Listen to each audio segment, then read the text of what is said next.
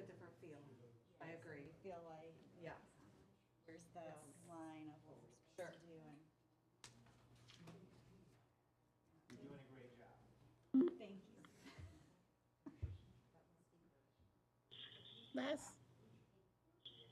Leslie? Yeah. Hi, just making sure you're here. It's Nancy. Oh, this is a really bad connection. Um, hold on, let me get closer. So you don't necessarily have to hear me, but we need to hear you if you want to say something, so. Can you hear, and right now, nobody's talking but me, and that's because the meeting hasn't started yet. No, I can't hear anything you're saying. It's all like mush. Okay. We'll get somebody to take care of it.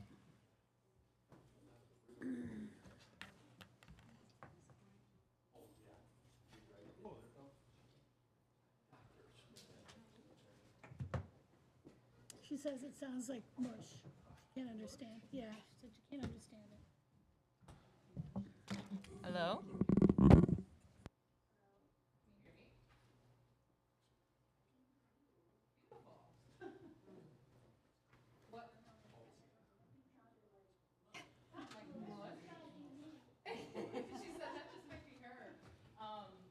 If she talks into her microphone, does it sound better for you? Is this better? Is this better? Les, is this better? I mush face at the cave.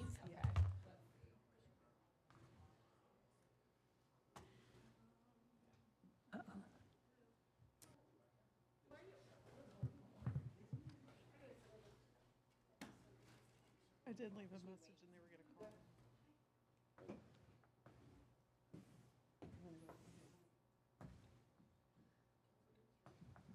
Trying to get Leslie so she can hear us.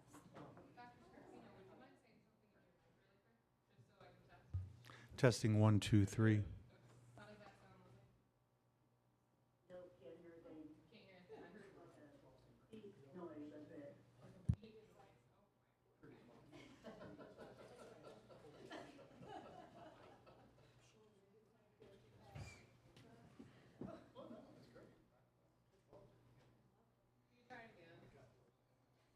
Testing 1, 2, 3. Leslie, did you ever pay your phone bill that you were supposed to pay?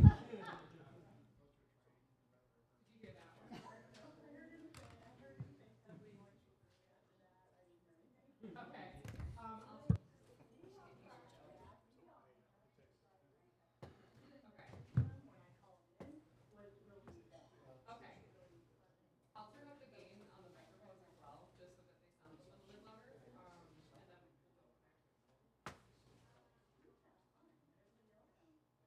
I'm also really close to the phone.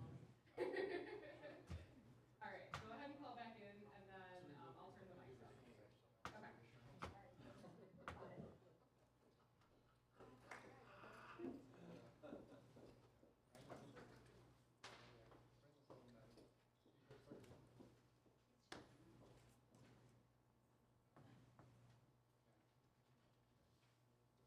Started, but she's the first item on the agenda.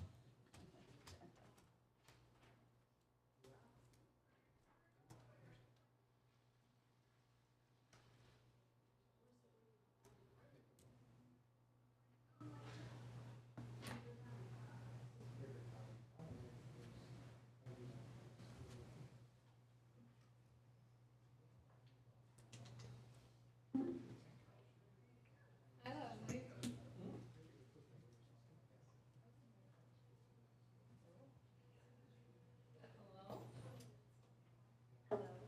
Can you hear me okay? Yeah, I can hear you. Beautiful. Can you hear Dr. Scarpino okay? Testing 1, 2, 3, 4, 5. I can hear that, yeah. Okay. Yay. There we go. Okay.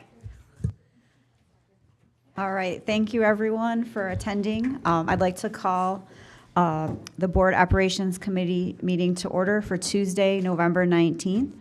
Part of that would be, I would like to let you know that we have one board member, Leslie Lamarca, who will be attending the meeting via audio conference.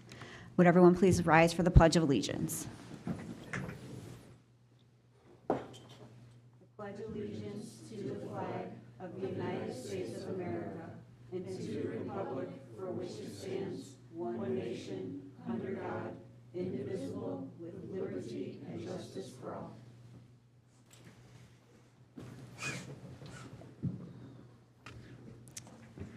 All right. Item number 2 on the agenda is the approval of the previous meeting minutes. Is everyone okay with approving the meeting minutes from October 8th, 2024? Yes. All right. Item number 3 is public participation. We have one person signed up for public participation, and that's Mr. Mike Tennis.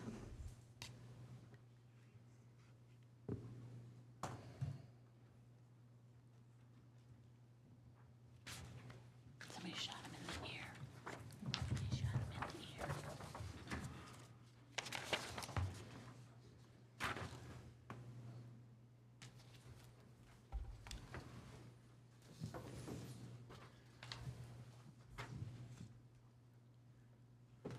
Two things to address today.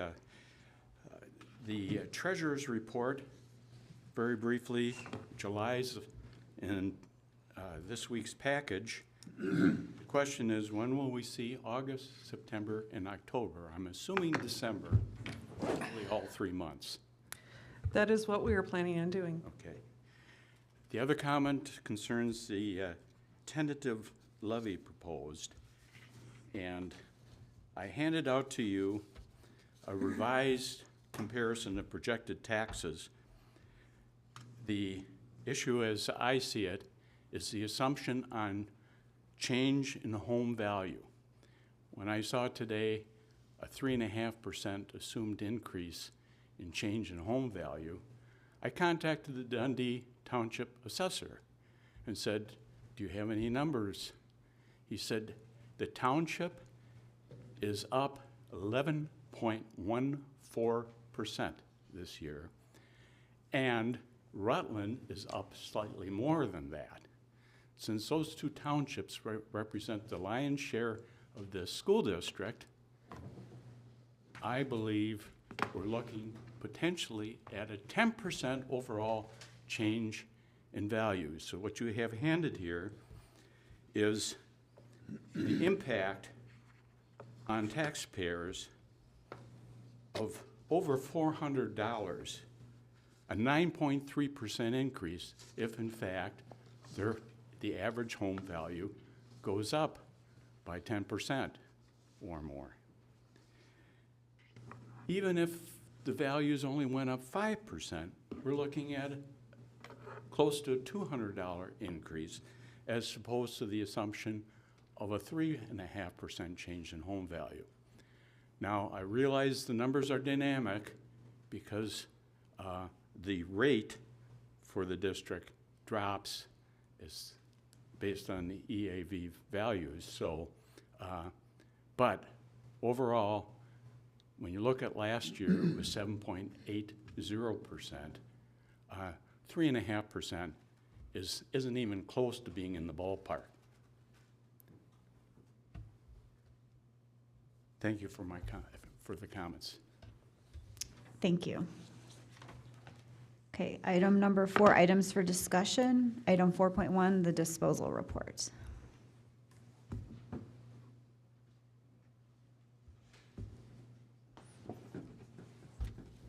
Hi, the disposal report for fixed assets for November consisted of obsolete furniture, technology equipment, and electrical supplies. Nothing out of the ordinary is on the report. And I just want to mention that I will be on leave at the end of December, and I want to introduce Nicole Kennedy, who will be taking over in January, just until I get back. Okay, thank you. Any questions on the disposal report? All right, moving along, item 4.2, treasurer's report.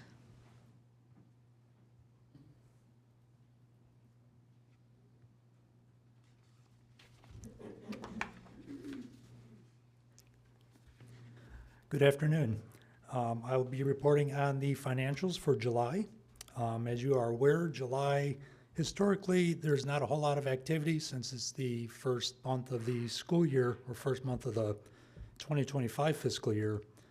The district had approximately $212.5 million of cash on hand.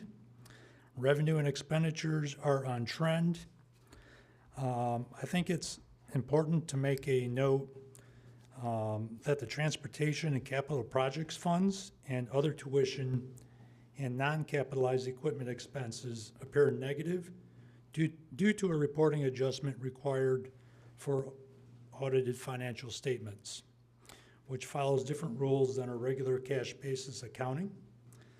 Some fiscal year 2024 expenses paid in July 2024 were recorded in fiscal year 2025 and needed to be reversed for auditing purposes.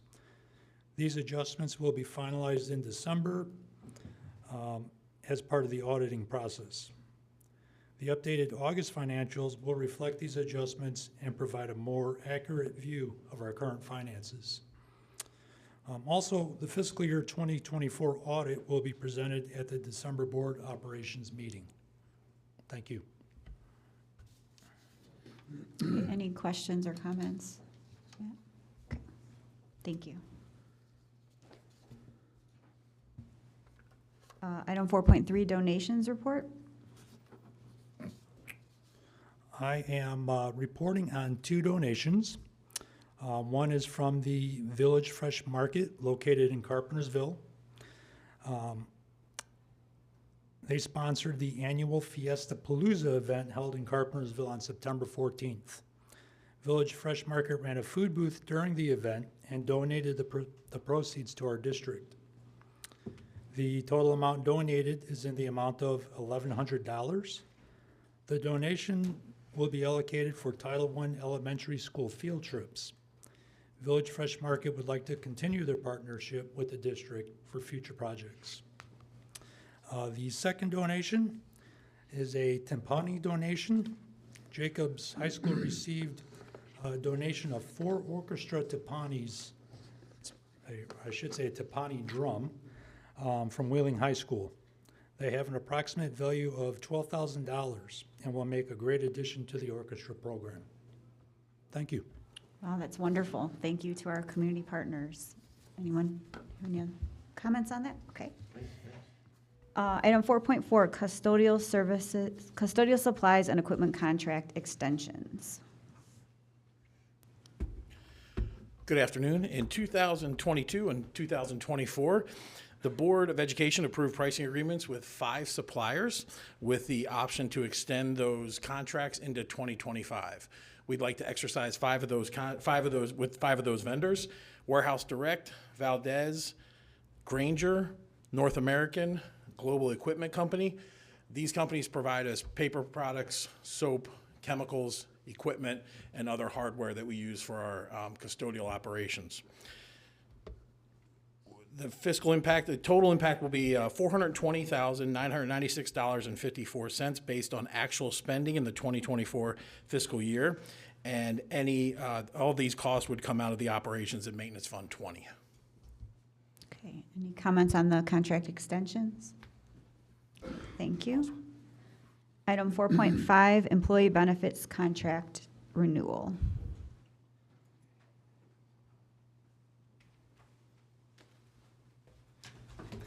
Good evening, everybody.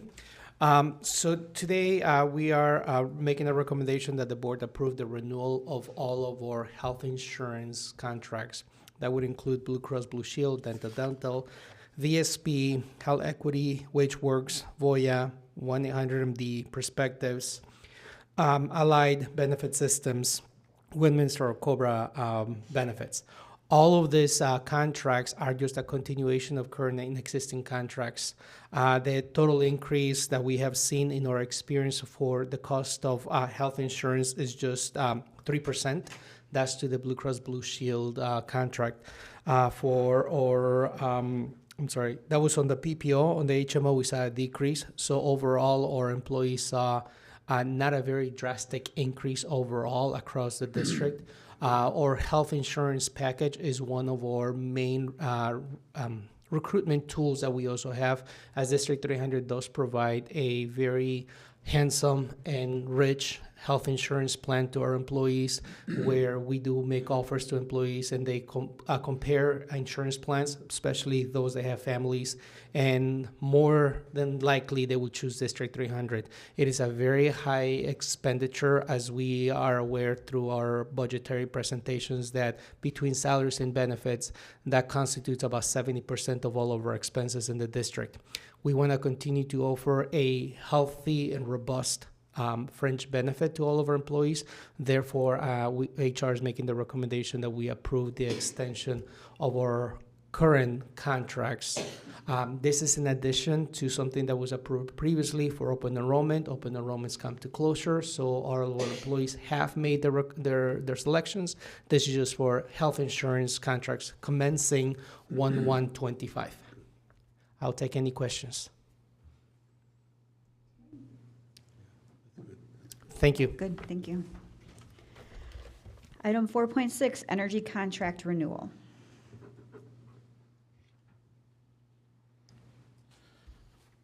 Hello again. For over 20 years, Constellation Energy has supplied the district with their energy sources. And after reviewing the latest market trends, Constellation has proposed a new contract to extend 5 years from December 1st of next month through November 30th of 2029. Same structure as before, where we have 50%, which is locked in at, and actually the rate came in today, I had an estimate on there of 45.75.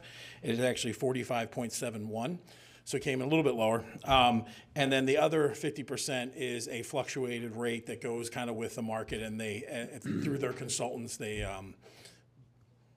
tell us when we should buy and when we shouldn't buy for their expertise. So we are recommending renewing the 5-year contract with Constellation New Energy at today's rate of $45.71, and that would come out of the Operations Fund 20. Okay, any comments on that? Right, sounds good. Item 4.7, tentative levy and resolutions and approval to publish public hearing notice.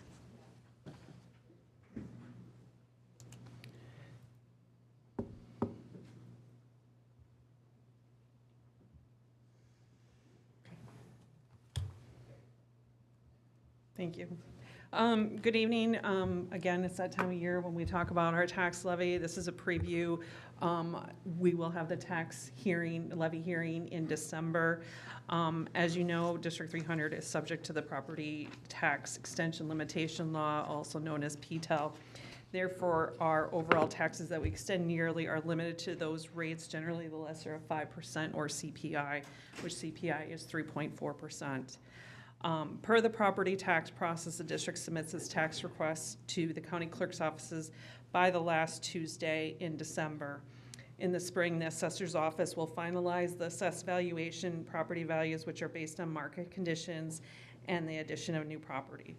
They do provide us some preliminary amounts at this time, and we will get updated amounts before the December meeting. The county clerk is responsible for setting the maximum allowed tax rate. To do this, they take the previous year's extension amount plus any allowable increase authorized by the bond and interest payment schedule and divide that by the final EAV to set the district's tax rate. We then approve the final tax rate based on the amount the board authorizes in December as part of the property tax hearing. 5 items go into how we develop this tax rate: the prior year's cap tax extension, the CPI, the valuation of property in District 300, any new property, and then what amount our bond and interest fund is.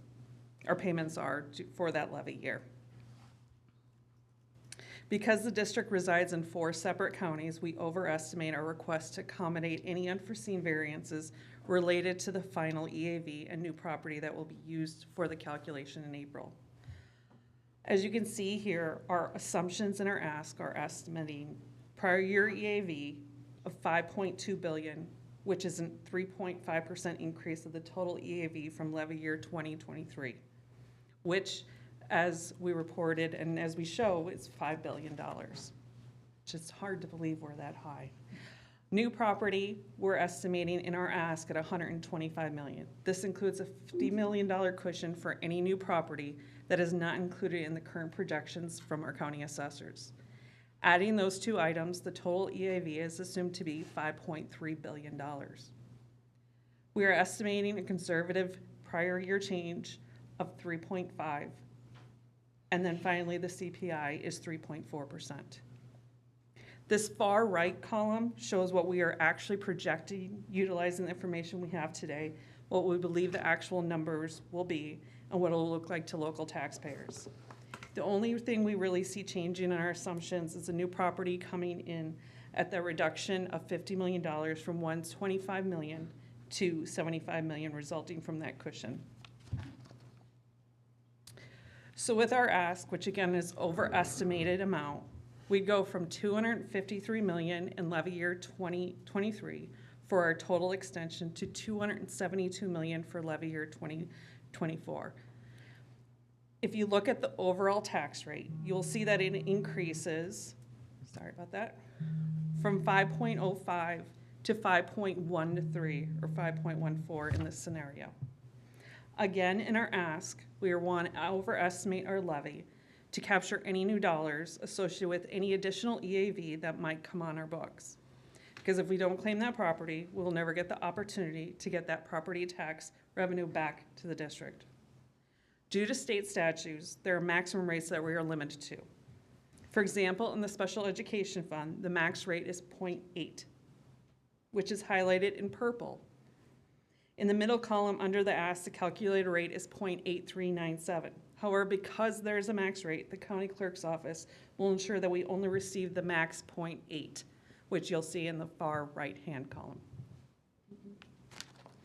When we do the calculations with the expected EAV of $75 million, the district expects to collect $262 million for levy year 2024. The overall tax rate is expected to drop from 5.05 to 4.98.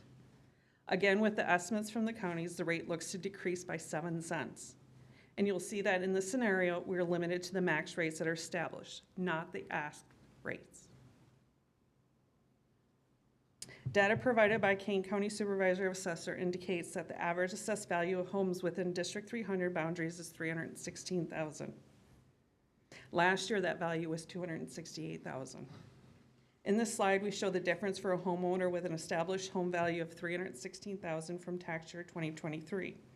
For a home that was valued at $316,000 in 2023 and sees a 3.5% increase in their assessed value, for tax year 2024, their projected tax rate would reduce from 5.05 to 4.98.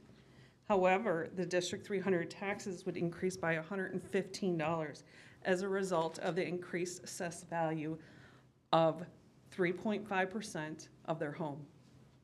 The district doesn't have control over assessed valuations. For the same home that was valued at $316,000 in 2023 and sees a 0% increase in their home value for levy year 2024, their projected district tax rate again would reduce from 5.05 to 4.98, and their District 300 taxes would decrease by $69. Again, that's if their value of their home remained constant. Again, these figures are based on preliminary information we have today and include the established homestead exemption of $8,000, which was increased last year. The actual tax rates will not be known again until April or May. This is a historical chart of the last 10 years of the district's tax levy information. As you can see, the lowest CPI in the last 10 years was in 2016 at 0.7%, and the highest previous was in the last 2 years, 2022 and 2023, at 5%. However, I do want to note in 2023, the CPI was 7%, but we could only capture 5%. The district's EAV was at its lowest point in 2014 due to the recession when home valuations declined. After 2014, the EAV has steadily increased up to $5 billion, as is shown in levy year 2023. In levy year 2021, new property was at its highest due to the Sears facility coming on the tax rolls. The district's tax rate has continued to decrease since 2015, which has been good for all of our taxpayers. And we'll be very curious to see what happens with the old Sears property as the new development is going in there. At the meeting after this, the regular board meeting, you will be asked to vote on adopting the tentative levy resolution. The resolution will approve the tentative levy and authorize the district to post the required legal ad between December 3rd and December 10th, notifying the public of the hearing for the 2024 levy on December 17th. At that meeting, any taxpayers or anyone in the public can come and speak about the levy.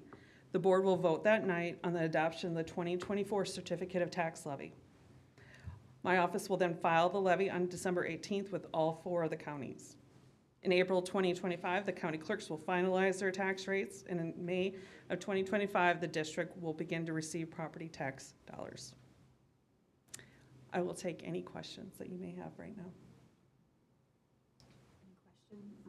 Any questions? All right, no, thank you. Item 4.8, school utilization recap.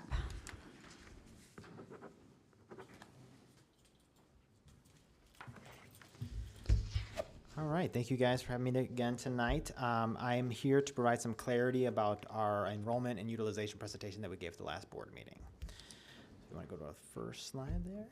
Thank you. So the first slide is just to start us out. I wanted to show again that we are continuing to grow as a district. These numbers I show you are from our last meeting, and it's just that apple-to-apple comparison from where we were last year in September to where we are this year in September.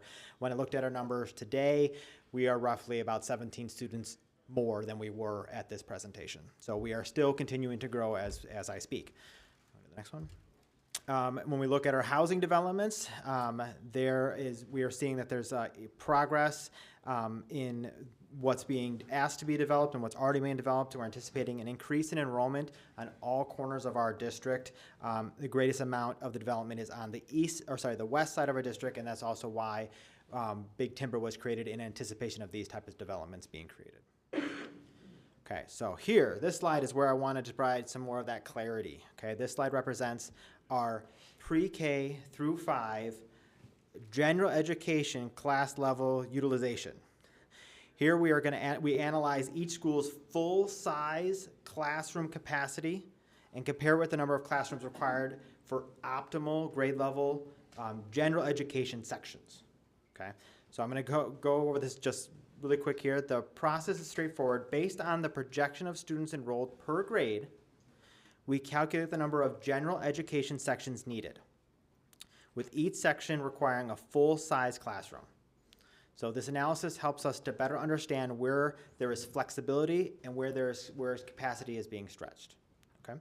Now in the middle section, you'll see schools that represent that say 3 to 6 available classrooms, which could be allocated if additional sections are needed. This doesn't mean these spaces are idle. It simply means that they are not designated as full-size general education classes. Okay, so when we look at schools like Lincoln Prairie, Newbert, Hampshire Elementary, we know that they are utilizing all of their available space for kids. Okay, so but however, based on our projection enrollment and what we know about the housing developments, we do not foresee growth within their boundaries that would require us to review their current classroom utilization. So that's like that middle side.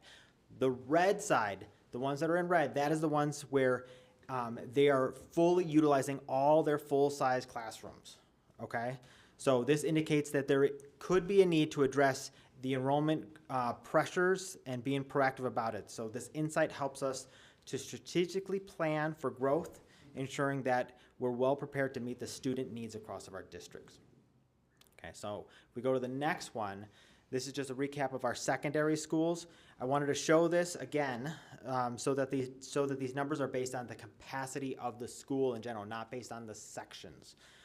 So the capacity was determined by the amount of instructional space available for each building, and so that the numbers you see here are compared to the overall available capacity for the school. So based on our current utilizations of the instructional space, we see that there could be potential capacity issues at some of our schools. So if you go to the high school one, you can see again, this is based on overall instructional capacity, not based on section enrollment for general education. And that's what we do for our elementary schools.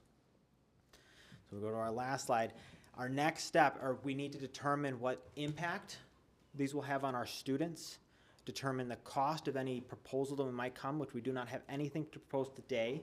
And then all of this will run through our master facility plan. That is the guiding force behind all the major decisions that we're coming up with, utilization in classrooms. I have a question. When's the last time we did a CASARTA study?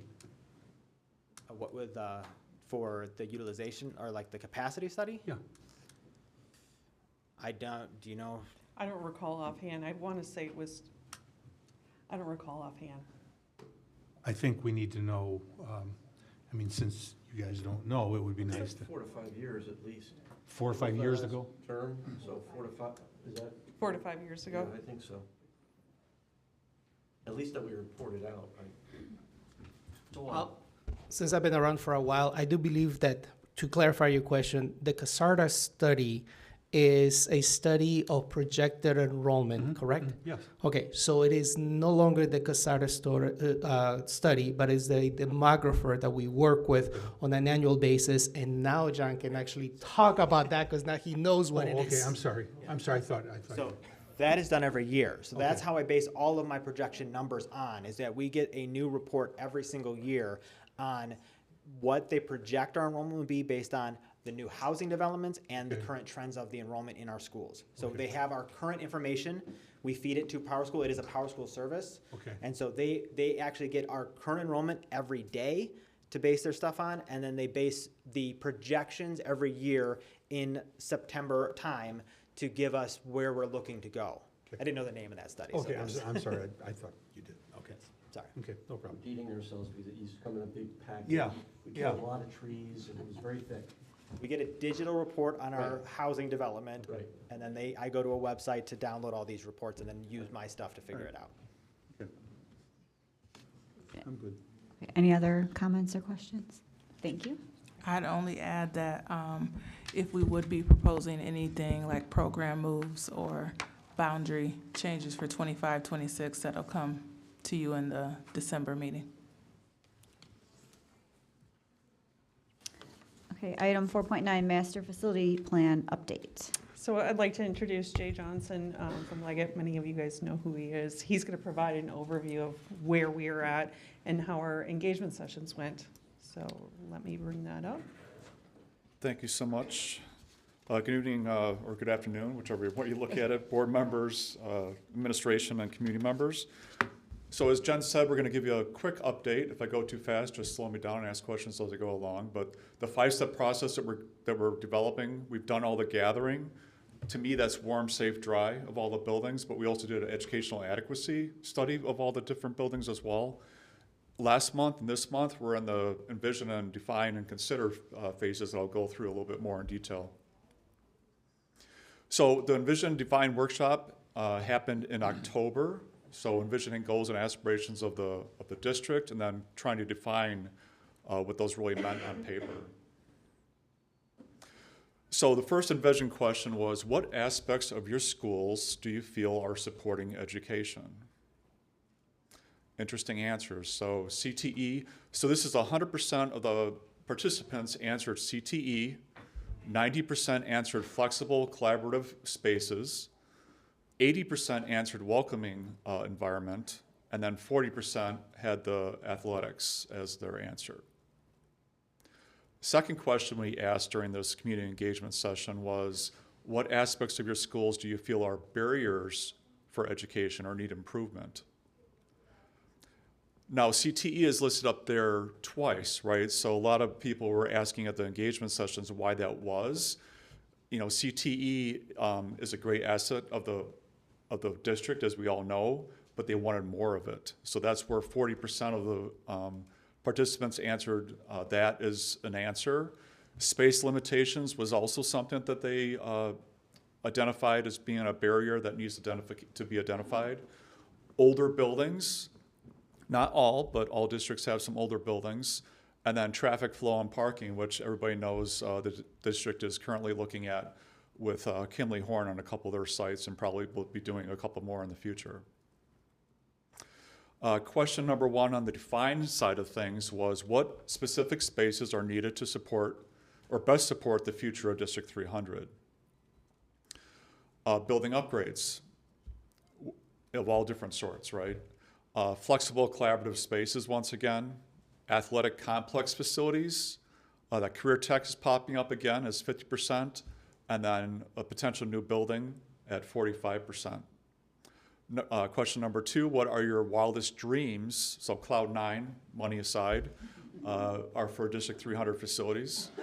The answers were building upgrades, 100%, new building, 90%, athletic complex facilities at 90% as well, and then that CTE hub or center, which is really telling me that that would be a centralized solution. The Consider workshop, which we just completed last week, in fact, at all the 3 different regional high school neighborhoods, really just kind of prioritized what they were thinking. So these are the top elements that were identified. That's not to be misconstrued that there's not others on the list. We all know that playgrounds are on there, but a potential high school addition is on there as well. Did you want to say anything more about that? And I did want to say that part of the MASH facility plan, we are planning on, playgrounds will be included. You will have kind of how we work with roofing cycles. We'll have upgrading and replacement cycles for our playgrounds. So these are the top 7 different categories that were asked. So it was security improvements, new pre-K school, new elementary school, a middle school addition, new CTE center, new bilingual or multilingual newcomer welcoming center, and then athletic improvements. And what we found out from the survey was security was the top. That's not a surprise. And keep in mind, security could be security cameras, secured vestibules, obviously the door locks that the district is contemplating putting in all their classrooms. It's a multitude of different things. And so when I said warm, safe, dry, obviously that's the top priority. So it wasn't any surprise to us and the administration that security was the top. New CTE center was second. Middle school addition was third. 4th came in at new elementary school. New pre-K school came at 5th. And then 6th was the athletic improvements, and finally 7th was that multilingual newcomer welcoming center. And this was comprehensively, Yes. because each 3 sites had different consensus, but this was comprehensive how everything was weighted together. I will say, yeah, they were slightly different, but there was a lot of commonalities. Mm-hmm. I know, John, you came up to me and showed me your iPhone from one night before, and so there were a lot of commonalities that surprised, John and others when we were doing the collaborative workshops. So this to me is impressive. So the other part that we're doing in terms of collecting data is not the person-to-person engagement sessions, but also a digital survey, which we had nearly 8,000 students respond, which is amazing, 1,776 staff, and 1,079 community members. So our next step is, these were not black and white answers or purple or orange. They were a lot of written content in them. And so it's taking us quite a while to go through that from a data collection standpoint, and the district is helping us with some of that. Certainly on the Spanish side of things, so that's something that we're doing right now. And then we're continuing conversations with other stakeholders, not only just the community members, staff and administration alike and others. And then we're compiling all the data, not just from the community, but from all the different stakeholders in the project, and then ultimately identifying what the ultimate solutions and the priorities should be in a final report that we're shooting to have done by the end of the year. And then Jen gets a fun thing to help identify different funding sources. Obviously, it's a roadmap for not only for today, but for tomorrow. So keep that in mind. Everything is not going to be done in one full swoop. But to have that roadmap is critical for districts, especially of a district of your size, to have so they know where they're going, not only this year, but in years to come. So with that, I will open it up to questions that you may have. We'll see if anybody else has any questions. Anybody else? I don't have a question, but I think this has been a really great process, and thank you guys for doing all the hard work you're doing. I attended one of the group things, and it was really well done, and it's just nice to see things being done so thoroughly Thank you. and transparently. So. Anyone else? Yeah, can you pull up go back one slide? It's nice to get almost 8,000 kids. However, the kids aren't the ones who pay the taxes, the community members are. And you only have 1,000 of those. I don't know how the kids were presented this, but understand or try to understand that you're asking students to say, tell me what you like about the district, tell me what you don't like, tell me what you would want. Yeah, the kids are going to give you all kinds of things, but again, my point is you only had 1,000 community members. And if you are basing what you are going to be presenting to this Board of Education as far as what everyone wants, I would hope you would just emphasize again that it's 1,000 community members. You have a whole bunch more than 1,000 people. You have people sitting out here right now. Right. A couple things I'm going to add to what you said, Dr. Scarpino. Of course, that will be considered in the final presentation, but we did send out a community mailer. Multiple people are probably tired of us emailing them, actually. Multiple emails about opportunities to come to community engagement, and the survey did also go out multiple times separately from my superintendent's report, and out to parents and the community members through the direct schools that they are a part of. Yeah. So there were 5 additional opportunities for not just community members who have students in our schools, but for anyone that lives wherever we have a school, because we sent it out to all of them more than once. So the opportunities were made available. Oh, I totally agree. Totally. I just want to make sure everyone knows. I totally agree. Remembering that sometimes we give information and don't share exactly how that was prepared for everyone. And what will happen then is those same individuals will say, we never knew about this. That's right. That's what will happen. Yeah, that's all I want. Yeah, no, it's a good point. Yeah. I mean, those that pay the bills and that those are actually the end users of the schools, right? But there's state mandates and everything else that come into play, so. Kids are also, besides direct contact, the best way for us to contact the parents. Because if they have an issue at a school, that's when we usually hear about it, is because their kids come home and report what the issues are. So I think that, I think it's great that these almost close to half of our kids responded. That's great. I agree that we could use more community members, but I also don't think it's all is lost, because I really do think they have discussions at home about things. Yeah, Dr. Scarpino, I think your point is well taken. When we analyze the data and what was said, I think we can look for commonalities in both the student responses and the parent responses, and then also on the other side of the coin, look for non-commonalities or things that are different. I think if it's said, regardless if it's the student or the parents, multitude of times, I think it still has merit, if that makes sense. I understand. I understand. I'd like to ask, when we get more of this information, will we be able to see just not the collective response, but the response kind of almost maybe by like area? Because I feel like in participating in the sessions, I jumped around to 2 different schools. I wasn't able to make it to the 3rd school because I only attended 2 sessions. But, it really depended a lot what people were saying based on the schools that their kids were in.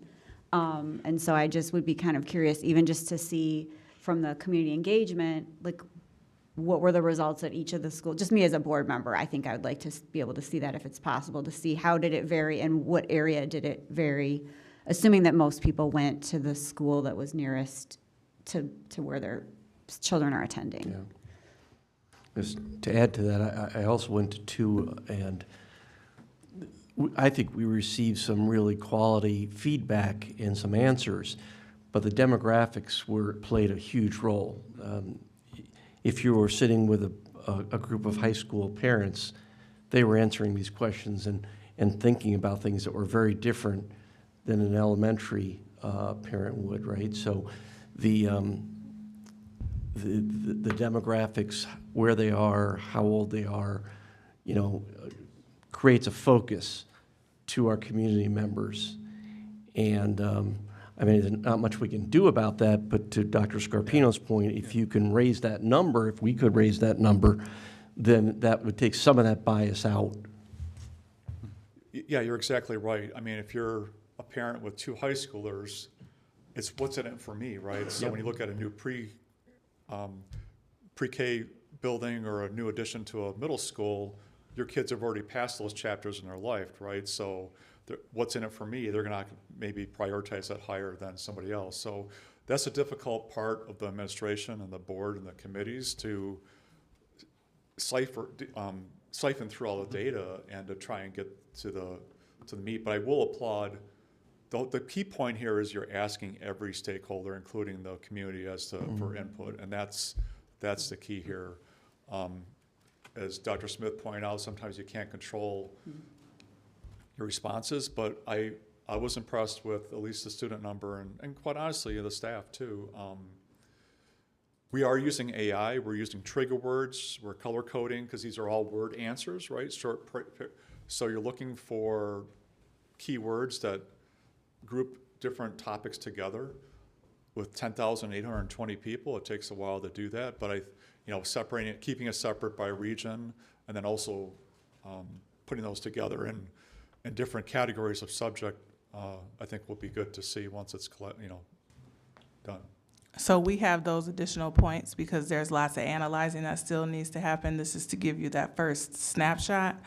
I also do want to make sure we acknowledge the real day-to-day, what do we need as kids are changing? We got a really good response from our staff that are in the buildings.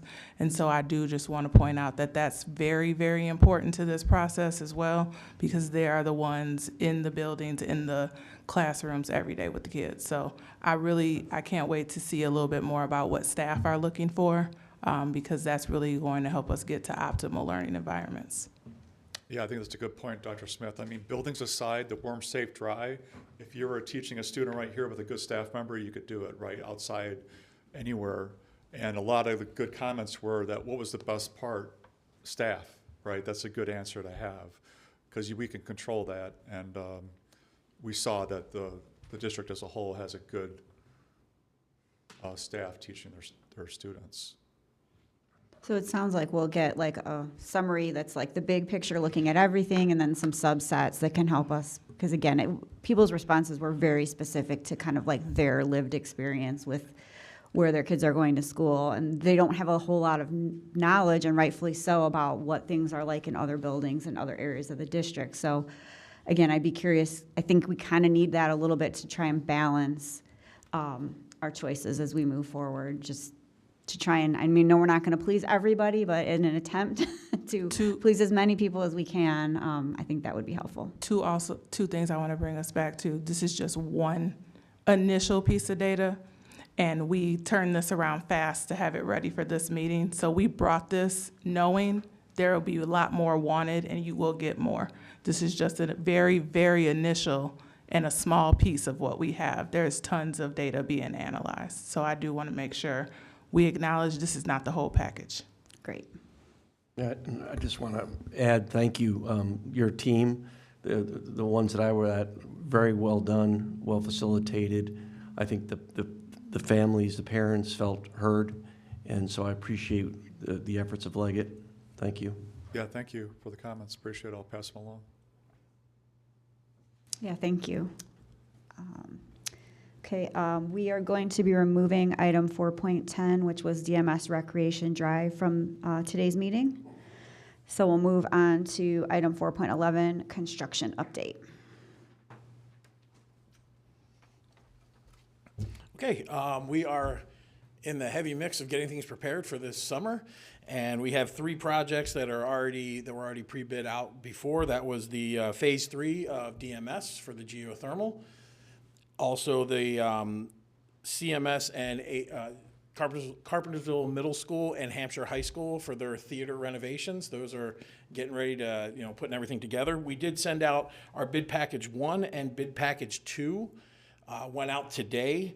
They're supposed to be back in, numbers should be back in, I think, December 10th. So we may have a little snapshot for you at that ops meeting, but that will be brought for full approval in January. And then we also have the intercom replacement. We're working with our preferred vendor to hammer down the schools we're going to do there and make sure we have everything in place for the start of the summer. The other thing that is in action right now is the AV systems in the 6 elementary schools. We have Gulfview and Meadowdale are completed. Lake in the Hills is going to be next week during parent-teacher conferences. And then we'll have 3 remaining schools that will be completed either second shift, weekends, or during our breaks to finish off those 6 schools for the new sound systems in their gyms. Great. I can't believe you're already talking about summer. Oh, yeah. With the weather changing, I think we're ready for summer already again. Right. Any other comments on the construction update? Keep up the good work. Thank you. Thank you. Then we have item 5, board discussion. Item 5.1, IASB board resolutions. We will, I think, be discussing this in more detail at the general meeting, as that, I think, is where it pertains more so, the discussion. But there are several resolutions that are up for discussion that we will be coming to a consensus on, so that we know how to vote when we attend the conference this week, not next week, this week. So if that's all right with everyone, and then that's when our full board will be here, so I think that's where the discussion makes more sense. We can discuss that in more detail there. That brings us to item 6, announcements. Our next Board Operations Committee meeting is scheduled for Tuesday, December 10th at 4:30. And that's, I guess, the last one of the year. And with that, we are adjourned. Thank you, everyone, for participating.